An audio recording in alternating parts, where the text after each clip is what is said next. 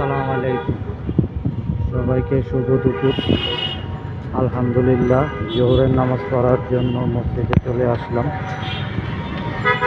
আল্লাহ সর্বশক্তিমান, আল্লাহ এক অদ্বিতীয়, আল্লাহ ছাড়া কোনো ইলাহ নাই, আল্লাহ ছাড়া কোনো শরীক নাই, আল্লাহ ছাড়া কোনো মাবুদ নাই। আসমান জমিনের মালিক আল্লাহ, ভূমণ্ডল নবমণ্ডল সমস্ত কিছুর মালিক আল্লাহ, সমস্ত কুল কায়নাতের মালিক আল্লাহ। তো যে যেখানেই থাকেন, যে অবস্থায় থাকেন, যে পরিবেশটিতেই থাকেন, তো আল্লাহর কাজ করার চেষ্টা করুন, আল্লাহর হুকুম মানার চেষ্টা করুন। ইনশাআল্লাহ দুনিয়া ও আখিরাতে ভালো থাকবেন।